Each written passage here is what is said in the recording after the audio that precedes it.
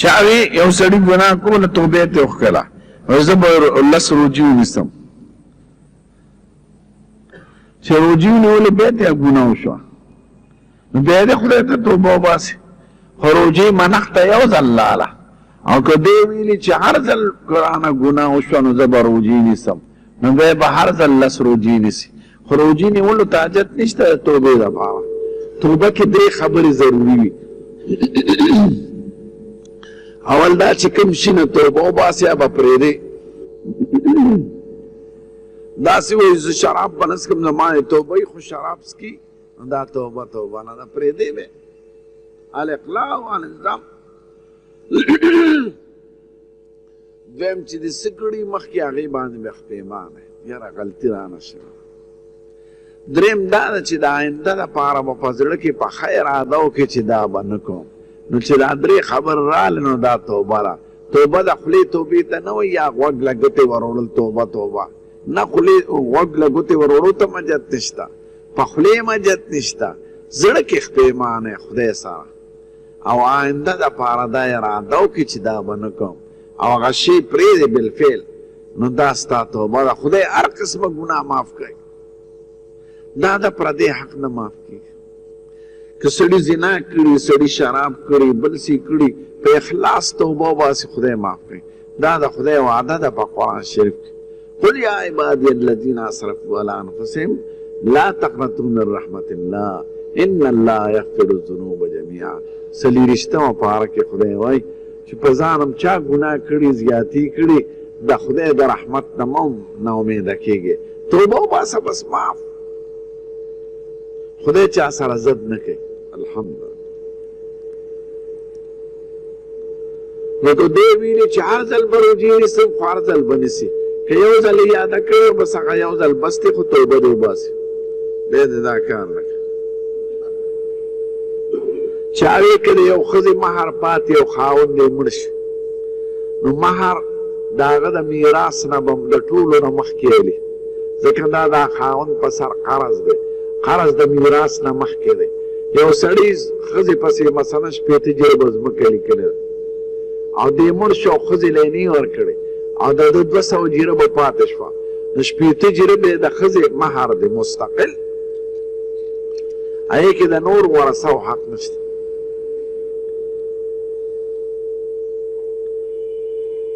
یو سړي ښځه طلاقه کړې او دې سړي دویمه ښځه هم کړې نو د دې لومړۍ ښځې دا خاوند سره د مهر نه علاوه په جایداد کې حصه شته که نه نشته ښځه چې طلاقه شوه ختم شوه صرف د مهر حق شته میراث یې نه میراث د هغې ښځې کېږي چې د خاوند په نکاح کې وي او خاوند ترې مړ شي نو که ده په ژوند پرېښي نو خو نکاح ختم شوی ده نو د هغې میراث نه کېږي او مهر یې کېږي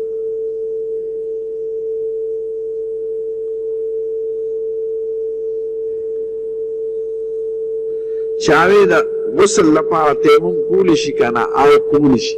د اودس په ځای هم تیمم کولی شي د غسل په ځای هم تیمم کولی شي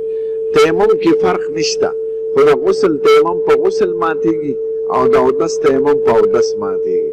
دا هغه وخت کې مثلا یو مریض دی لمبلی نشي نه په یخو اوبو نه په ګرمو اوبو یا ډاکټر منع کړي چې د اوبو استعمال در باندې نو دوی به تیمم ووایي د غسل لپاره نو تیمم د غسل باندې لمونځ هم کولی شي هر څه کولی شي او که بیا اودسه شو نو بیا د اودس لپاره تیمم موجوده دا لومبی تیمم د دواړو لپاره بس ده لکه غسل د اودس او غسل دواړو لپاره کې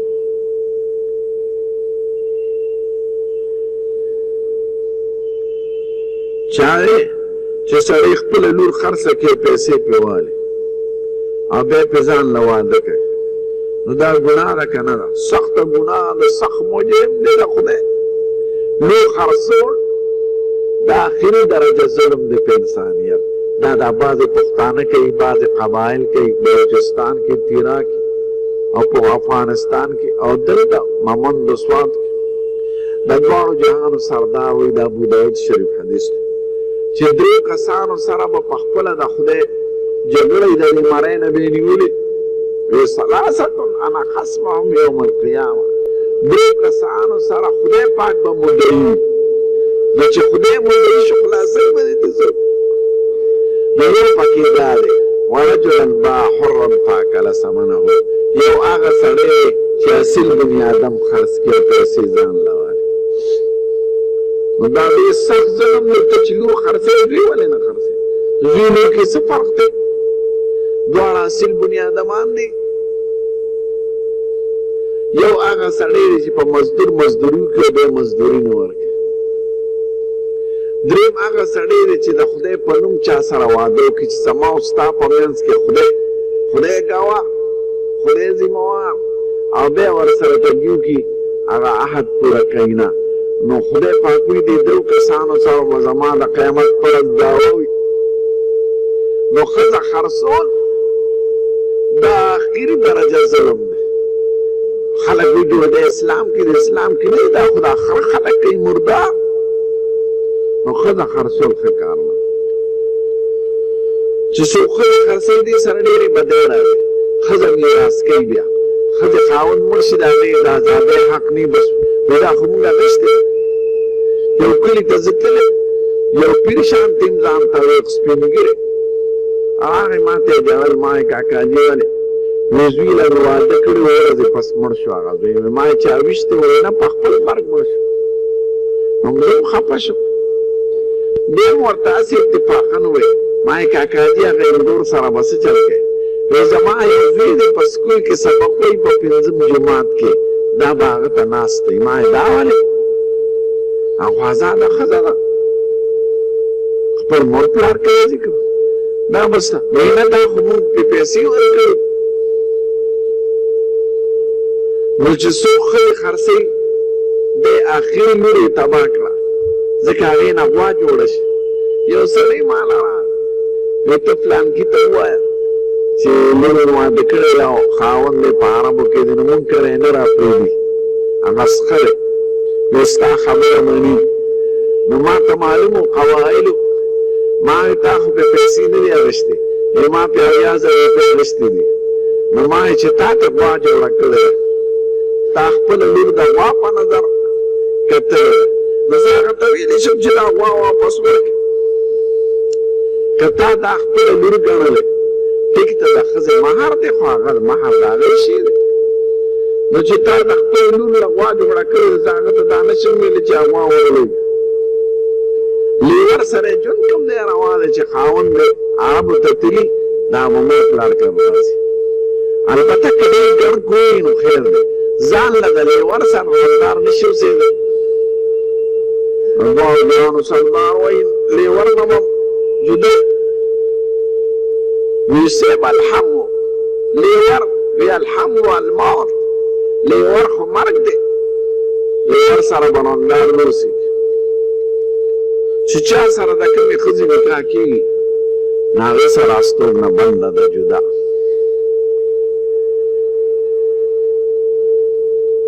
وی خلک د اختر نه پس سهار ادیرې ته ځي نو داسې سنت نه دی نه د اختر په آدابو کې دی هسې خلک لاړل نه سنت دی نه د دغې ورځې حکم دی نه د دواړو جهانو سردار د اختر په ورځ مخبرۍ له تللی دی خو که څوک په دې غرض لاړ شي چې مخبره ده زه د مور پلار زیارت کوم خو د اختر په آدابو کې بیا نه داخل نه په یو کتاب کې شته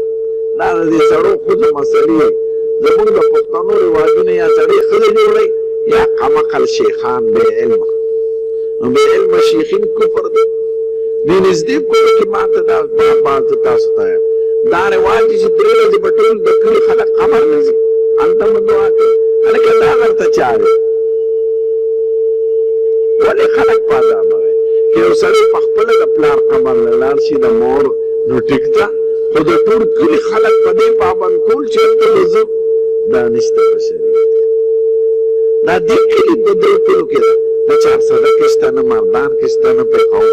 بلو کې شته کوم رواج چې په یو کلي کې نور عالم اسلام کې وي پوهېږي چې دا خطا ده د دې څه سبب نشته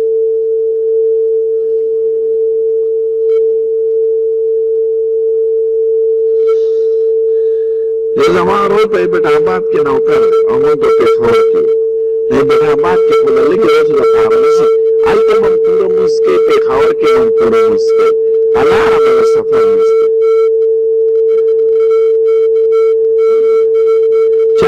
سره 3 کمپیوټره وي خو په هغې زه ځان له مزدوري کوم نو په هغې زکات نشته په مزدوري کې در سره جمع شو د خرچ نه سوا او خاص مقدار ته ورسېد او 1 کال پې تېر شو نو په هغې کې زکات دی کوم مشین کوم آله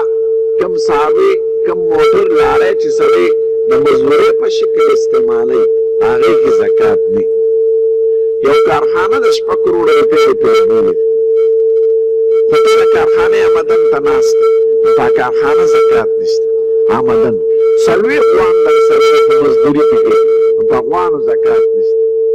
6 بسونه دي خو چلې پنډې او پېښور په منځ کې نو په بسونو زکات نشته په پیسو که جمع شوې او کال په تېر شو او خاص اندازې ته ورسېد په هغې زکات کوم شی چې د ګټې ذریعه یې هغه خرڅي د پیسې ګټي نو په هغې کې دي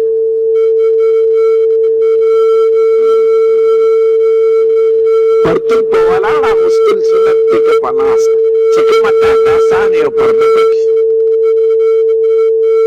ګیره په ولاړه لمونځ کول پکار دی که په ناسته چې په کومه درته اسانه کول شریعت کې پابندي نشته پټکې په ولاړه په سرور پکار دی که په ناسته چې په کومه تاته اسانه خدای رسول پابندي نه لګولې ځان باندې ولې پابندي لګ زمونږ د علاقو کې اصل دا رواج چې سړي ملتيا لري که نه د زر لاسونه وینځي دا نه سنت دی نه ضروري ده سړي که هغه د استعمال کړي پاکه لوټې استعمال کړي نو لاس پاک دی لاس وینځل د ډوډۍ دپاره دی نو که اودس دې په کاغذ وچ کړو ټیشو پیپر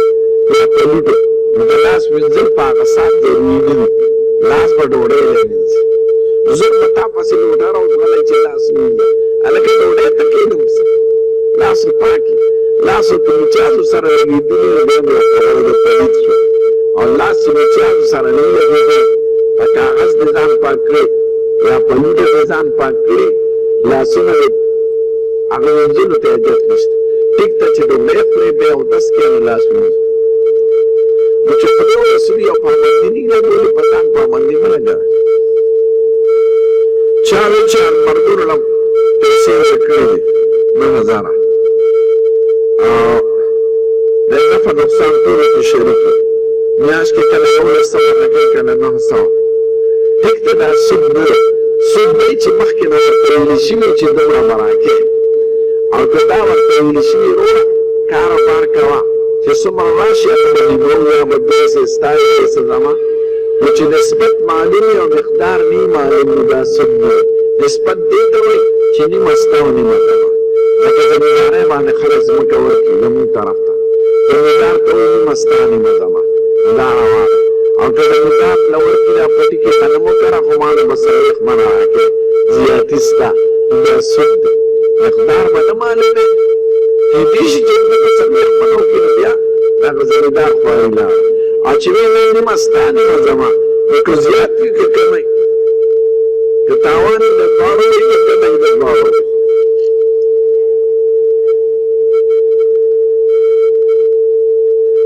وایي که ښه د خاوند په لار روانه وي نو سړی به مخکې روان وي که ښه ده دې کې شریعت څه پابندي نه ده کړې هسې د سړي یو حساب دی نو سړی به مخکې روان وي خو که ښځه مخکې شي نو خیر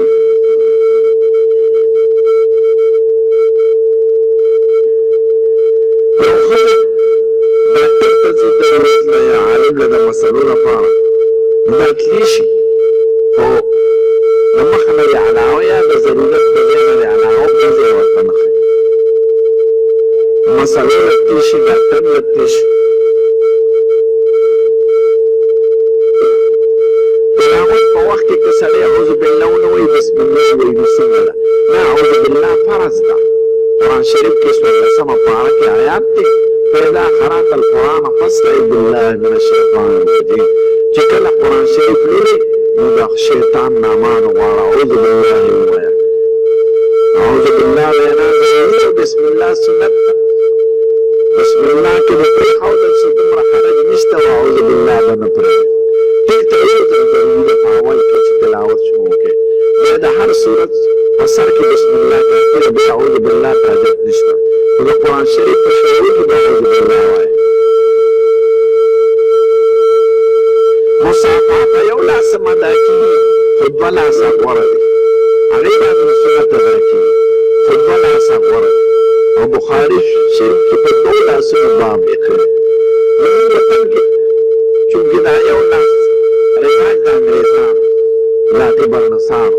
په فیشن کې جوړ شوی، نو زما دلته یو لاس نه دی خوښ. که په یو لاس هم کېږي، عربو کې په یو لاس کوي، باندې مددونو کې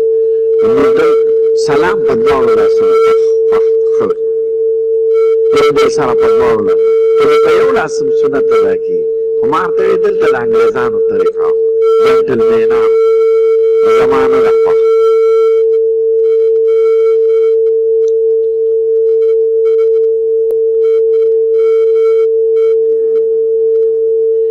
تبلیغي جماعت کله تشکیل وشي د شورا لپاره، خو درې څلور ورځې په خپل جماعت کې تېروي.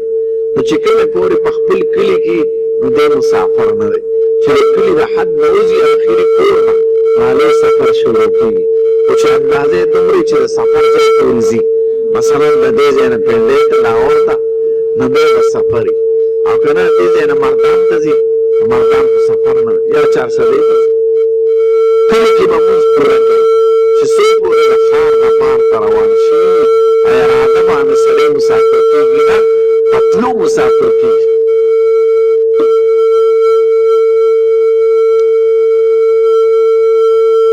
د چارقام په ځای کې امتیازې کول څنګه ښه نه دي، ځکه چې احادیثو نه معلومېږي چې د چارقام اوبه تړلي کېږي. نو د پلیت ځای کې مه تویوه چې کوم ځای د امتیازې کړي، چې کوم ځای امتیازې شوي د هغې نه برطرفه چارقام کړه. خو که ضرورت یې بل ځای نه نو خیر،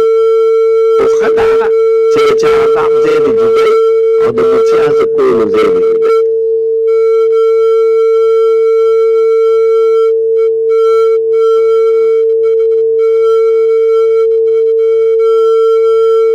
چارې دا رښتیا ده چې سړی په اخر عمر کې ناجوړه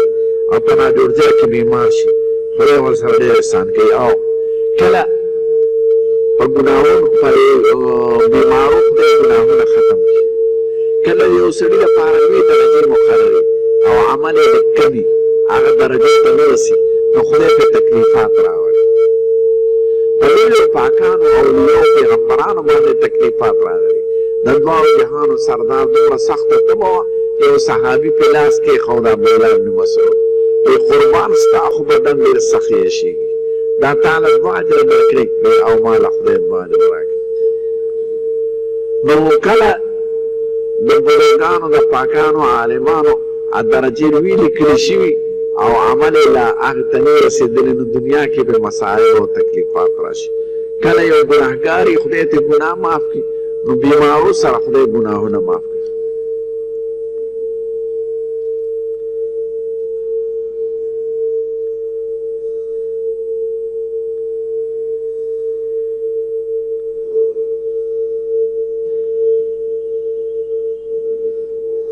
چې یو سړی د مور خویندو ته او ورونو ته په ښه نظر نه ګوري، نو د هغې سره ښه سلوک کوي او نه ورسره امداد کوي او مدرسې یې مخکې او خلکو ته د دین خبرې کوي، نو دا څنګه سړی دی؟ نو یو کار یې خو ښه دی، خو دا بل کار یې ګناه دی. اول احسان د مور سره، د ورور سره، د خویندو سره پکار دی. دا کمعقل شیخ دی چې هلکه کوم شي در باندې ضروري دی هغې طرف ته توجه نه کوي. مور سره احسان کول، خویندو سره، ورونو سره، دا خو ضروري خبره.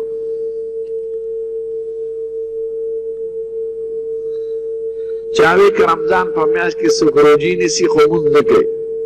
نو دی څنګه دی؟ او پردو ښځو ته ګوري روجې کېږي که نه؟ روجې کېږي خو ګناهګار دی. مونځ خو ډېر لویه درجه لري چې څوک مونځ قصدن پرېږدي، نو یو مذهب کې خو دی د اسلام نه ووت.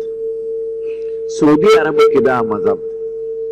دو مذهبونو کې دا چې د اسلام نه نه دی وتی، خو سزا قتل دی چې سر ته پرېږدي. عربي مذهب والا وي د مسلمانانو مقبره کې به یې نه ښخوي که مړ شو، نه به پرې څوک جنازه کړي، ځکه دا مردار مړ دی. او د دو مذهبونو کې وایي سخت حکم یې سخت دی، خو د مسلمان دی، نو د مسلمانانو مقبره کې به یې ښخوي او جنازه پې کوي. زمونږ مذهب کې دا دی چې ګرما د سړی د حکومت ونیسي، وی بې چې ښې خشکي او تربګار شي، وینه تېوځي، بدن یې تڼاکې شي او د حکومت دا یقین ناشي، یو څو ورځې به یې جیل ته مچوي چې دې نه پس په دې لمونځ نه پرېږدي، نو بیا بې علې خوشي کړی او کنې دې د تړلي پروت دي او وی بې سپی دومره صح حکم دی د روژې خور شوه خو د لمونځ په حق کې سخت مجرم دی او چې څوک ورته وایي د اسلام نه ووت بیا خبره یې ختم شوه.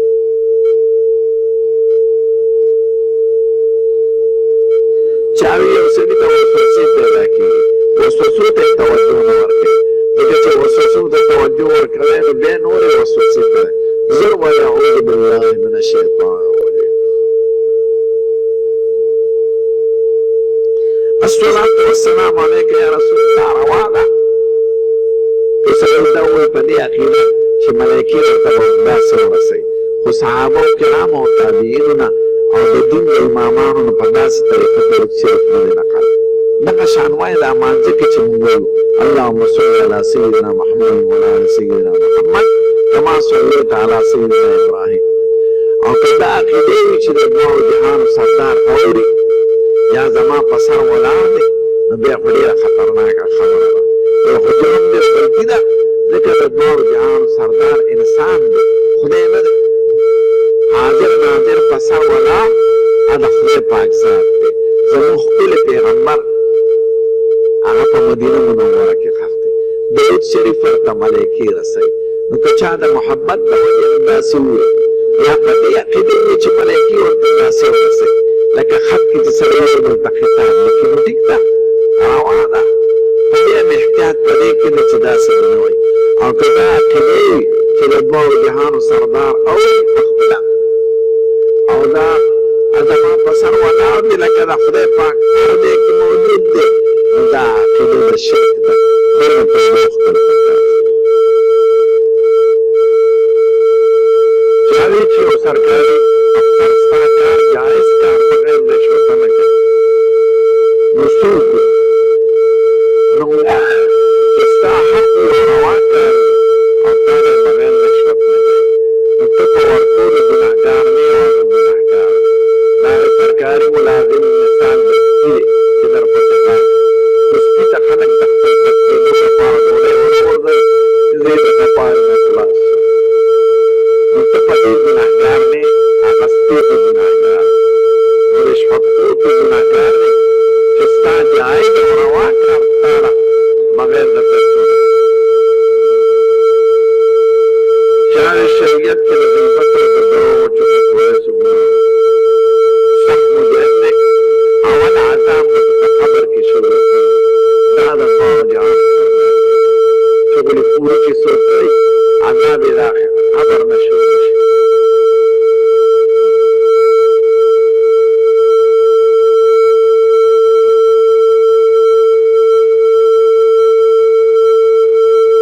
شیعګانو کې مختلف قسمونه دي چې دا پنځه خبرې دا پکې نه نو قرآن کاکې روان. اول دا چې قرآن شریف ته صحیح کتاب نه دی، ځکه ډېر وخت دا صحیح کتاب نه دی. نو چې څوک دا عقیده لري خو د اسلام نه وتلی، چې څوک دا وایي چې دا 12 امامان دا د پیغمبرانو نه غوره دي یا هغوی سره برابر دي نو دا د اسلام نه دی نه وځي. ځکه پیغمبر ته صحابه نه رسېږي، دا فرضي امامان دا به رسي. چې څوک حضرت ابوبکر صدیق، عمر فاروق، حضرت عثمان بن نورین او عامو صحابو ته کافر وایي هغه د اسلام نه دی نه وځي.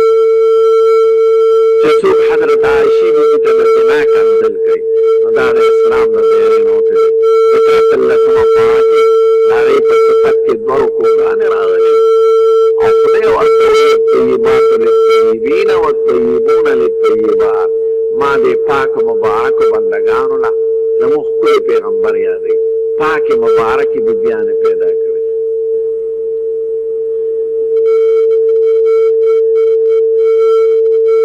که چا په دروغ قسم خوړلی چې دا داسې وي د ما دوکان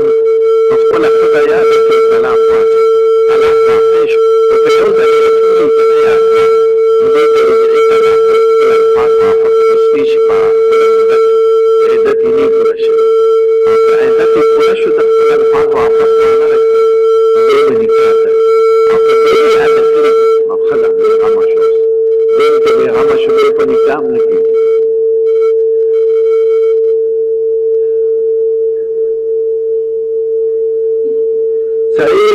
ټکټ پروت وي او سړی ورته مخامخ کوي مونځ، نو په مونځ اثر شته؟ نه، نه نشته.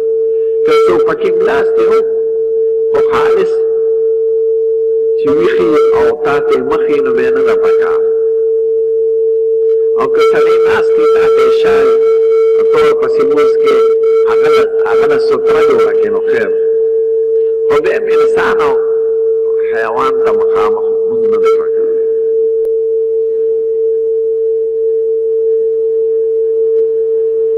چاوی تحجد مونځ دی او شبین دی اشراق دی نو نیت کې دا ویل پکار دی که نه؟ خیر دی که دی ووایي خیر دی او که د نفل مطلق نیت وکړي نو هم صحیح دی.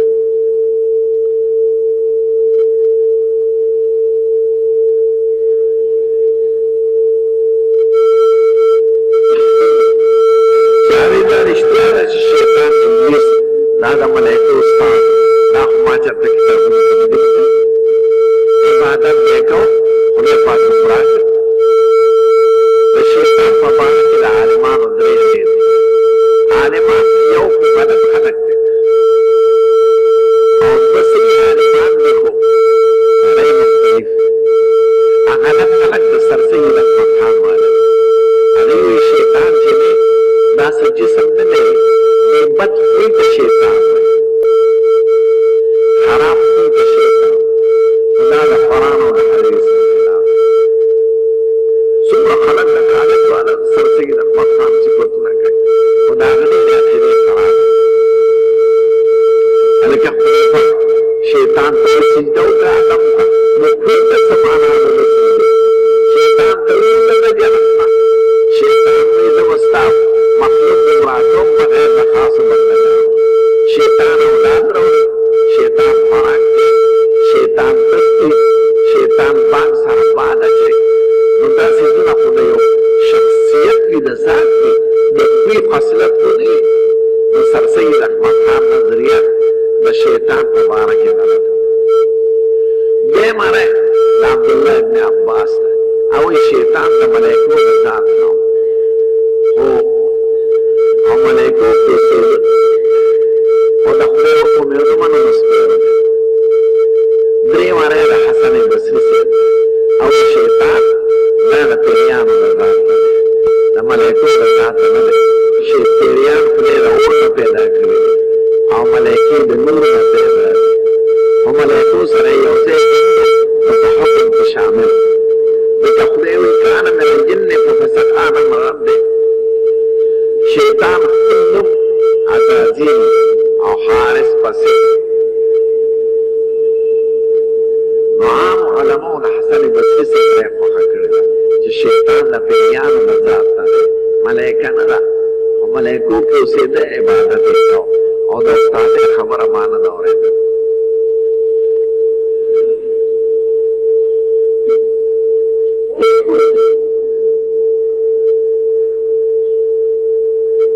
چاوی یو سړی شادي شوی او ښځه هم جمدی وي او ښې سره نکاح کول غواړي، سالي سره یعنې د ښځې خور سره. د ښځې خور سره د ښځې په موجودګۍ کې نکاح نه کېږي. که هغه مړه شي یا یې پرېږدي نو دا خو د قرآن شریف حکم دی.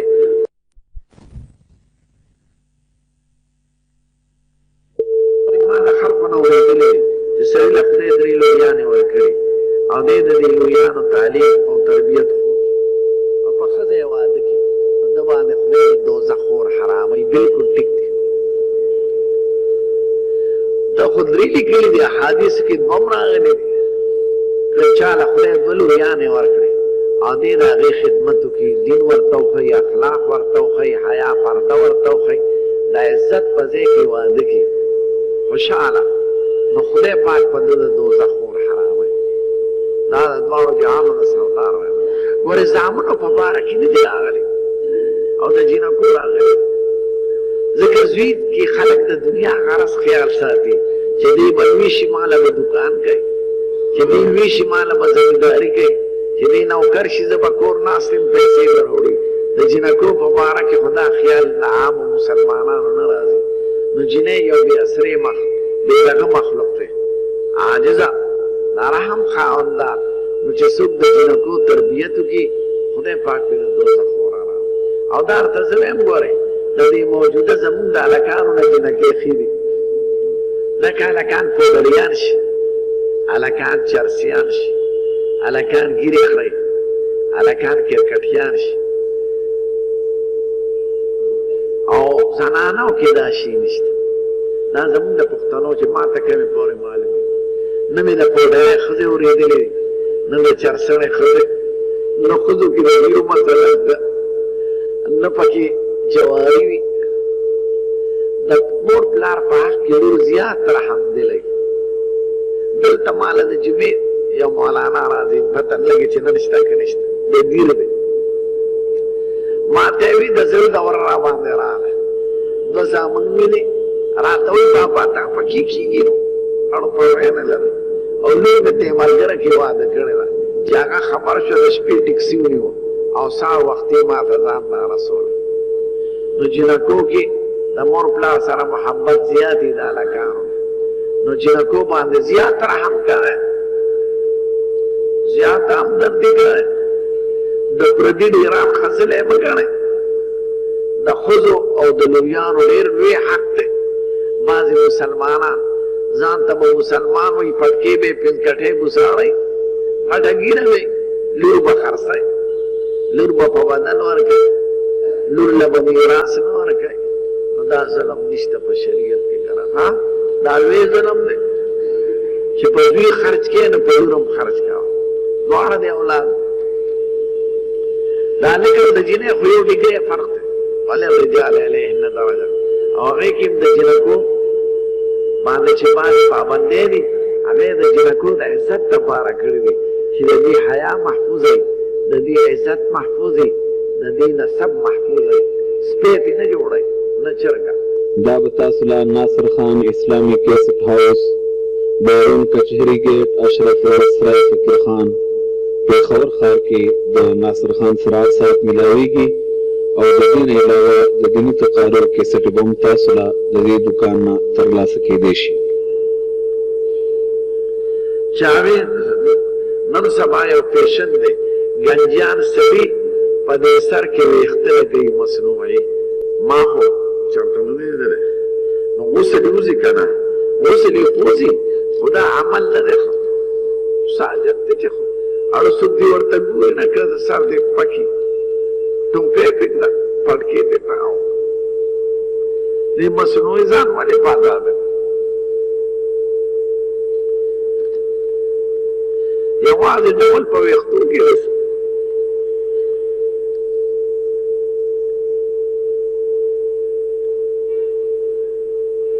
چاوې نن سبا بعضې جنکې ښځې چې امیدوارې شي نو هغې څه مشین دی هغې کې ځان ګوري چې هلک دی که جینۍ دی دا عمل څنګه دی نو ناروا نه دی خو ځان سودایي کول نه پکار او اکثر کله غلطو کېږي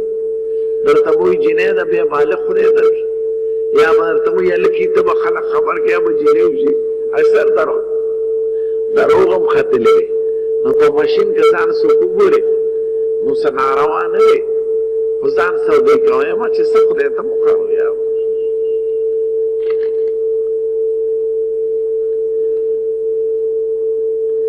نن سبا آرام څنګه معلومه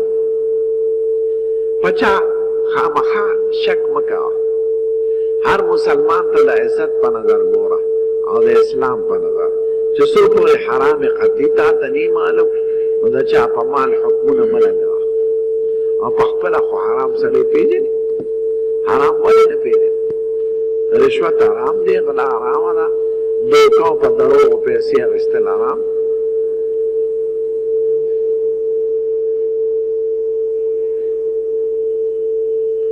د روجو لپاره به شعبان دم ګورې دا د دواړو جهانو د سردار حکم دی چې د شعبان نه میاشت ګورئ او ورځې حسابوئ که په یو کم دېرشو نه پس میاشت ښکاره شوه ښه په ښه که ښکاره نه شوه نو دېرش ته شعبان پوره کړې نو بیا رمضان کې بیا کتو ته حاجت نه پاتې کېږي ځکه میاشت د دېرشو نه زیاته نه راسي او د یو کم دېرشو نه کمه نه راسي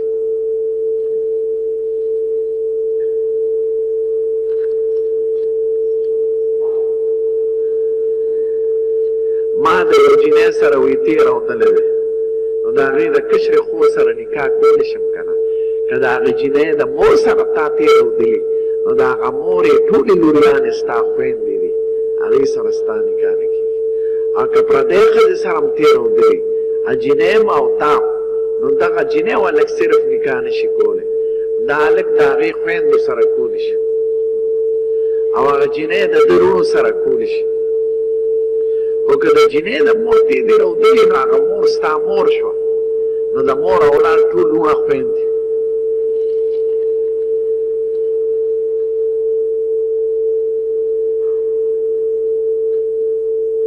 چاوی که رمضان کې سړی په جنابت کې او پشمنی مال کې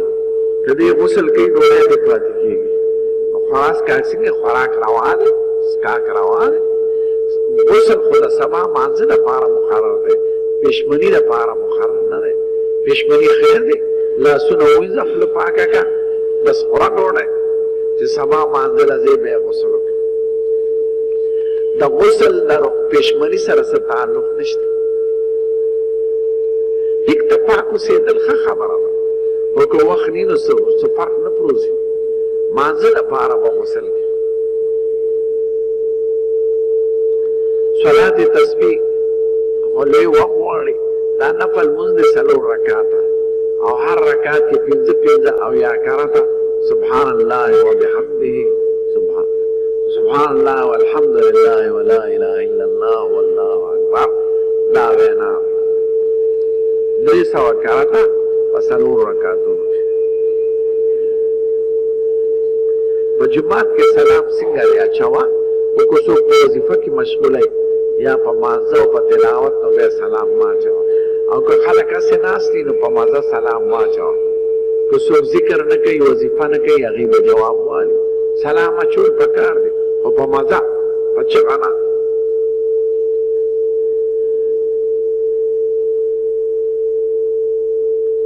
شاوې تعبیر چې درو سړو سره وه خدای په خپله جګړه کوي د قیامت پر انداز څوک دی دا د ابو داود شریف حدیث دی د دواړو جهانو سردار وایي ثلاثة انا خصمهم یوم القیامه 3 کسانو سره به خدای پاک وایي زه په خپله خصومت کوم جګړه کوم زه به ورسره مدعي اول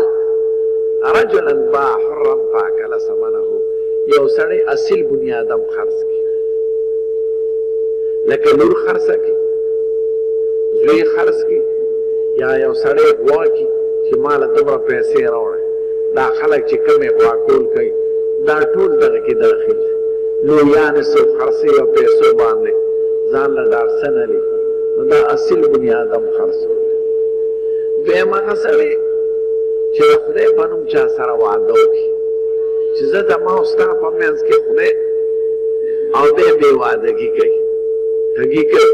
وعده نه پوره کوي او خدای پاک به ورته وایي تا خو زما د نوم بې عزتي وکړه دویم هغه سړی دی چې په یو مزدور مزدوري وکړي مزدوري دې پې پوره وکړه او مزدوري نه ورکړي کارخانه کې کور کې دکان کې دا زمون طرف ته خانان ظالمان دي د قشان ډېر غریبانان همسایه وي نور خلک په 8 ګنټې کار کوي هغوی په 14 ګنټې کار کوي نور خلک وله 100 روپۍ روز مثلا ورکوي دوی وله 10 ورکوي نور خلک وله پیسې زر ورکوي دوی وله نه ورکوي نو دا ظالمان دوی سره به خدای پاک په خپله پوه شي د دې مرۍ نه بې ونیسي چې دا ولې د یو غریب او د مزدور کار د غریبۍ دا کول ورسره نو دا معنی وړي ځوړند وي چې خدای در سره مدعي شو خلاصوي به دې څوک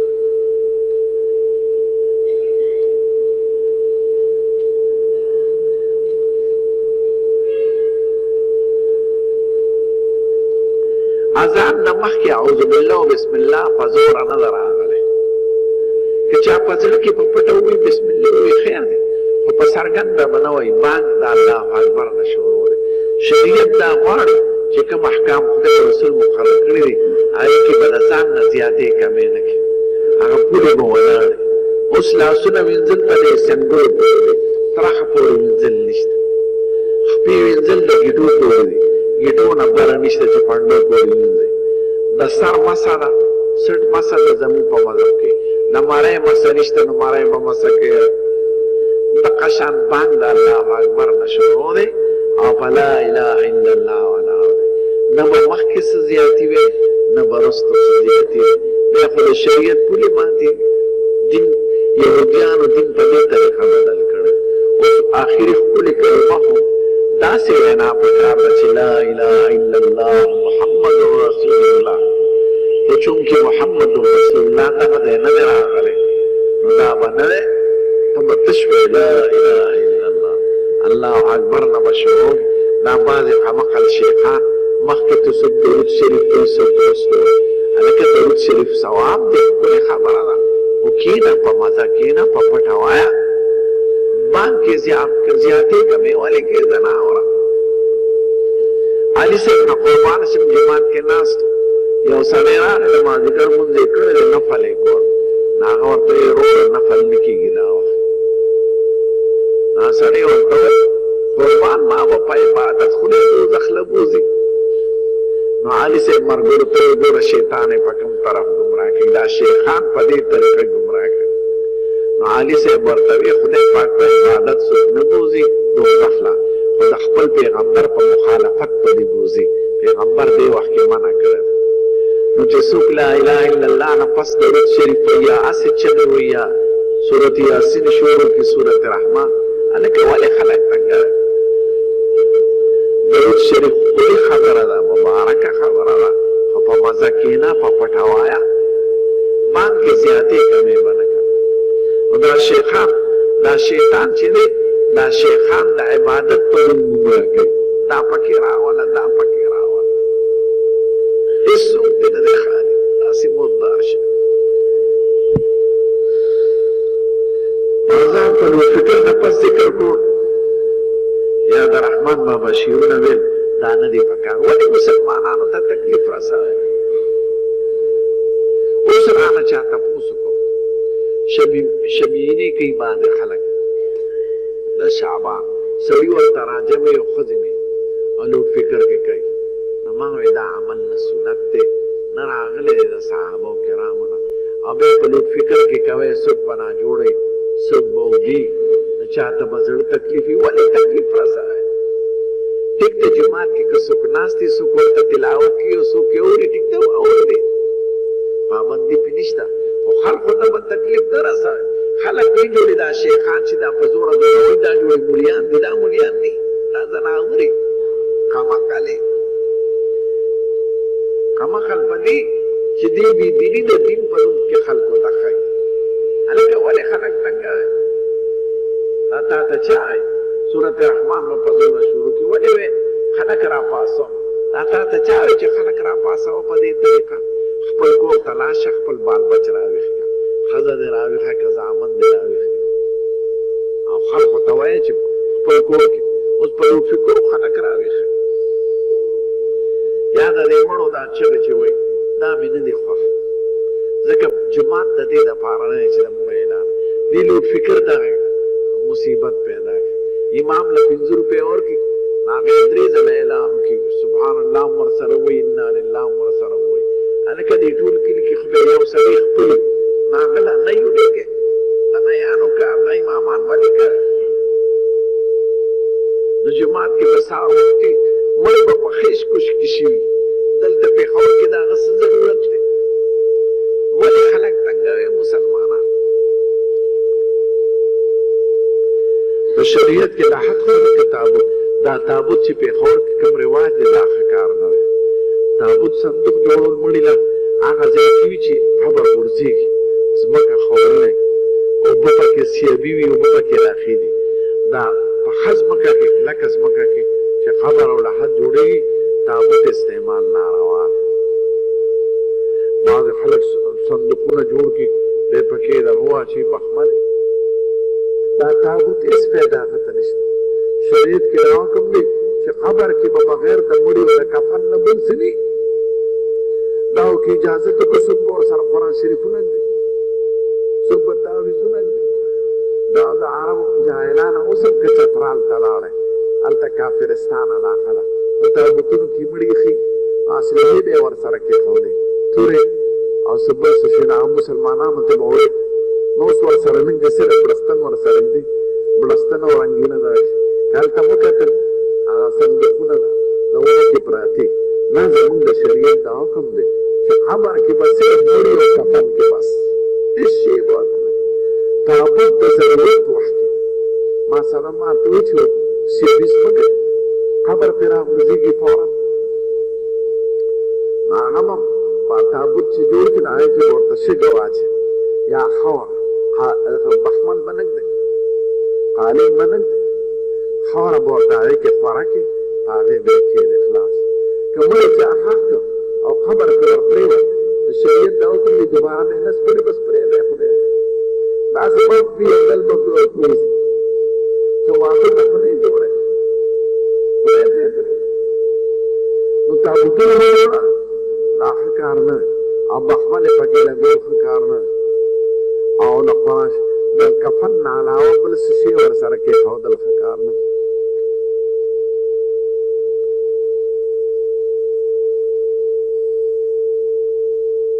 قضا عمري په شریعت کې نشته دا بعضې قمقل خلک د رمضان په آخري جمعه کې 5 لمونځونه کوي په جمع دا په نه صحابو کړې ده نه حضور پاک کړې ده دا چا کړې ده نه چې چا لمونځ قضا شي چې کله رایاد شي فورا به یې کوي د حضور پاک دا حکم دی من نام عن صلاة او نسیها فلیصلها اذا ذکرها فإن ذلک وقتها سړی نه پاتې شو سړی هېر شو نو چې کوم وخت رایاد شي فورا به لمونځ کوي دغه وخت دی بس هغه وخت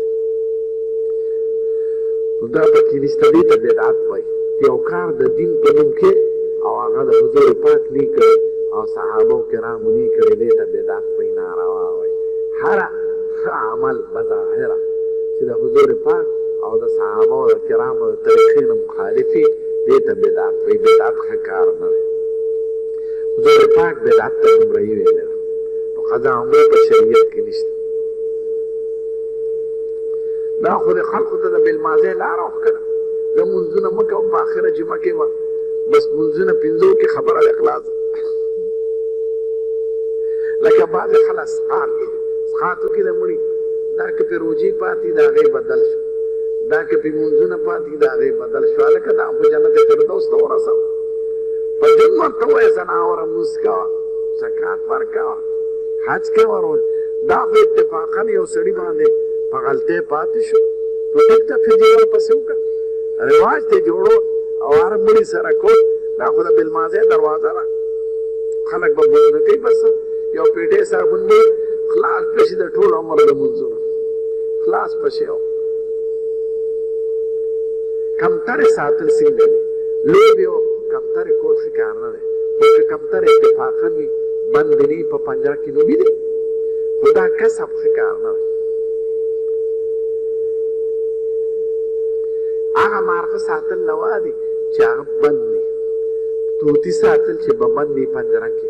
یا دا تیتران ساتي یا څه دا بل څه شي دا ښه کار نه دی نه مارغه د حلالېدو دپاره دی بس حلال دی که مو دې وکړو خدای دغه اجازت درکړی او بند ساته تا که په کمره کې څوک بند کړي په جیل کې دې بند کړي مال بچ نه او د دوستانو نه دې بند کړي ته به خوشحاله نو زناورو سره ولې دا ظلم کوي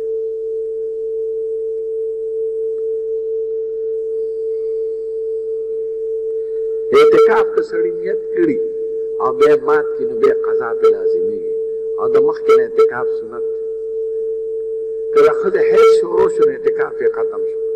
چې حیض یې ختم شي بیا به اعتکاف پوره کړي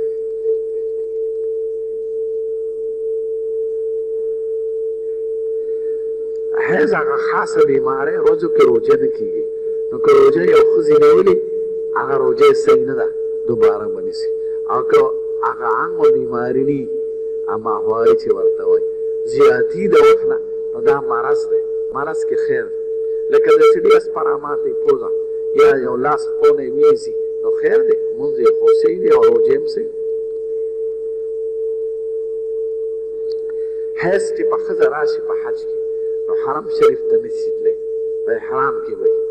خپل کور کې دیره کې به چې کله بیماري ختم شوه بیا به لاړه شي طواف به کوي بیت الله شریف ته تللی شي ځکه بیت الله شریف جومات دی د جومات ته د داسې ښځې راتل بند دي. بعضې ښځې ستنې هم وایي ستنې که بند دی که حیض نو ټیک ده خو ستنو سره بیماری پیدا کېږي بې نور. دا یو طبي نظام دی نو چې هغه سړی بندی نو هغه بیماري. د حضور پاک سره بیبیانې وې او دوه حیض راغی. یو عایشه بیبي باندې په اولو ورځو کې نو هغه بنده شوه. د عمرې نیت یې کړی بس ته نشې تللی. بس په هغه ځای کې به چې کوم ځای کې دی حرم شریف ته نشې تللی. چې پاکه شوه بیا حج عمره خو ته لاړه حج یې وکړه. بیا د حج نه پس حضور پاک ته وایي قربان تاسو حج او عمره دواړه وکړو ما صرف حج کړی دی. نو روح درویزه دا بوله تنعیم ده دا حرم شریف یو حصه ده پخوا بار و اوس دننه ده او په دې عمره وکړه. نو عمره یې پرې وکړه بس خلاص شو. او بله بیبي ده صفیه بیبي هغه لوی اختر پرست پې حیض راغی بیماري او هغې ټول اعمال کړه او عرفات یې کړه او طواف زیارت یې کړه صرف د رخصت طواف پې پاته. قربان په ما خو بیماري راغله وی طواف زیارت دې کړی دی او یې ښه بس خلاص د رخصت طواف د بیمارو ښځو نه معاف دی.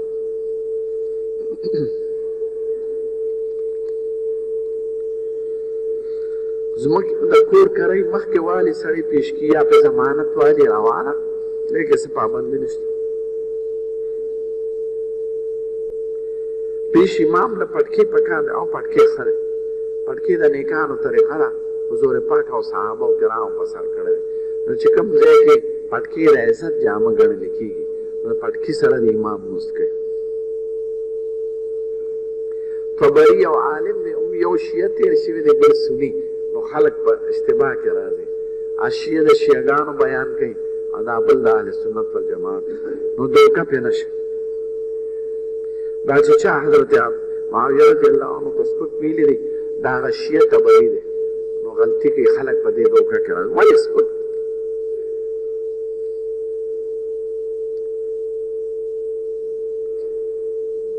امام به د ولدوالي نه پس آمین وایي په پټه او د سمع الله نه پس په ربنا لک الحمد وایي. مقتدیان به هم وایي دا د دواړو ضروري دی او مقتدیان سمع الله نه وایي صرف ربنا به وایي او امام به دواړه وایي. دی به وایي سمع الله لمن حمده ربنا لك الحمد حمدا كثيرا طيبا مباركا فيه ملء السماء وملء الارض وملء ما شئت من شيء بعد اهل الثناء والمجد كلنا لك عبد احق ما قال العبد لا مانع لما اعطيت ولا موتي لما منعت ولا ينفوز الجد منك الجد. نو که تشتا مختصر وي نو ټیک ته خو وایي د دواړه امام به وایي. امامان ناپوهه چې سمع الله لمن حمده الله اکبر هلکه دا ولې مونږ ډېر څه لګېږي ډېر په تراوو کې داسې لګیا چې هلکه د دې مونځ نه څه فایده شوه. دا شل رکعته خو چې دي په دې غرض دي چې ستا ډېره حصه د شپې په عبادت کې تېره شي چې ته هغه په 10 منټه کې ادا کړې نو فایده د شپې ریډیو ته کښېنې یا ټلویزیون ته نو په حوصله مونځ پکار دی. او امام د خامخا ربنا لک الحمد وایي او مقتدیان دې ربنا وایي او آمین به هم دواړه وایي. خو څوک آمین په زوره وایي لکه حرم شریف کې بعضې خلک په زوره وایي بعضې په پټه دواړه راغلي په پټه هم راغلي دی په څرګنده خو اکثرو صحابو او زمونږ مذهب کې دا پټې خوښ کړی دی او څرګند هم راغلی که چې ووایي څه فرق نه راځي.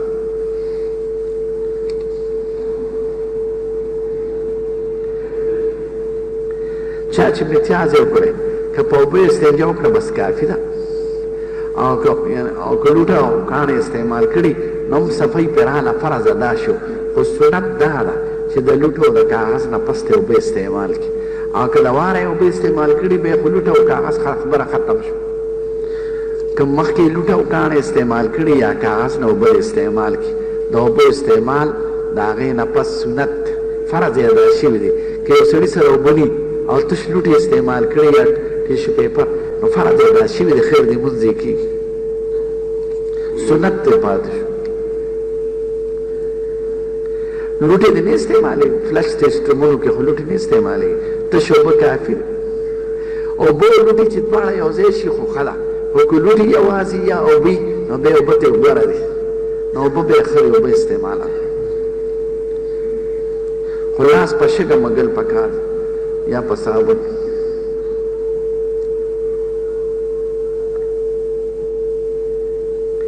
مونځ چې سړی کوي خامخا به حرفونه په خولې وایي چې شونډې چپي نو بیا خو مونځ نه کېږي. الحمدلله رب العالمین. نو څه عالمان وایي چې په خپله یې واوري دومره خو ضروري دی، او څه وایي چې حرفونه یې صحیح کړه که په خپله یې واونري نو خیر دې مونځ یې کېږي. خو وینا ضروري ده، په پټه خوله خو مونځ نه کېږي. په سړی په زړه کې تصور کوي د الحمدلله، په دې نه کېږي. لوستل د خولې وینا ته وایي، د زړه فکر ته نه وایي. د خولې وینا ضروري ده.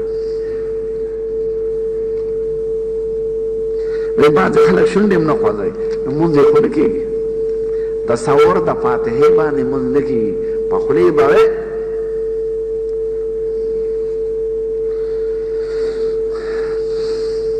چا وی چا قربانۍ څاروي اغوښتې او ړومبې ته یې وکشي او بل یې مه اغوښته. نو زموږ عالمان وایي که فقیر نو دواړه بوس کوي، او که مالدار نو یو هم کافي ده. ځکه د فقیر په دې اغوښتو په ځان ضروري کړه چې وکشه بس لاړ، چې فقیر یې بل څه لالی د خدای دربار لوی دی. او چې وکشو تا بل هم واغوښته وی غریب نو اوس به دواړه کوي چې ړومبې پیدا شي. چې یاد لرې د خدای د اسانۍ نه فایده لري، په ځان سختي مه راولئ.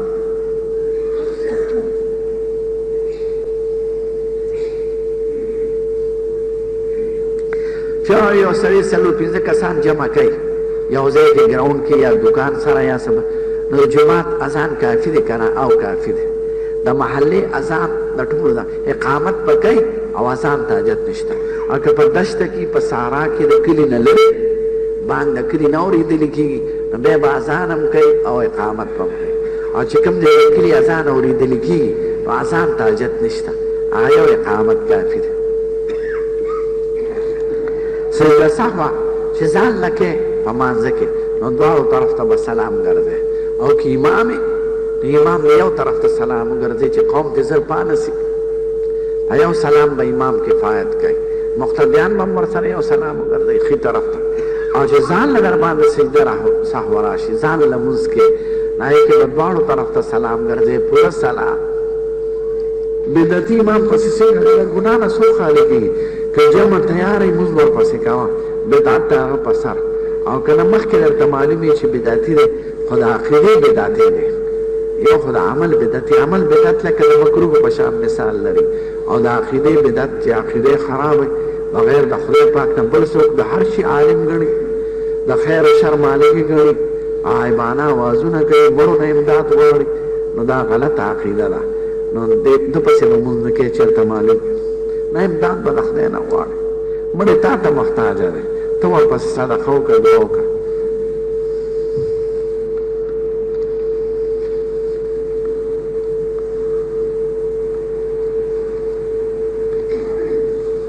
چاوی زمون چې قرآن چې اجره نه پرېښي یعنې خره یې نو اذان او اقامت نشي کولی، نه پکار خو نه ده، خو که ویې که روانه اګیره خرېلې ګناه ده، اذان او اقامت یې وکړه هغه وشو. خو ښه دا ده چې اذان او اقامت دپاره دی نیک سړی متشرع مقرر شي. حضرت عیسی علیه السلام چې اسمان ته خطا اتیا کاله عمر او چې راکوشي نو 40 کاله به نور تېروي، نو د 16 کاله عمر کې به وفات کېږي.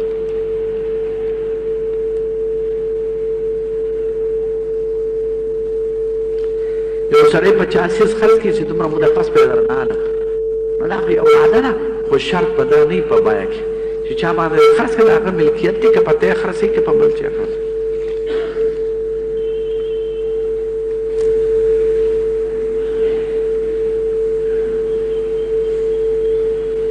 سړی وایي خو ته نږدې کېږم د انزال په ځای تش اوبه رانځي، مثلا هغه دغه چې ورته وایي مزي، نو په هغې غسل نه راځي، غسل په منی راځي، په هغې سړی پوهېږي چې په ټوپ او په شهوت وځي او د هغې نه پس اندامونه سس شي، او که نه اندامونو کې فرق نه راځي تشې اوبه تې ځي نو هغې باندې غسل نه لازمېږي. درود شریف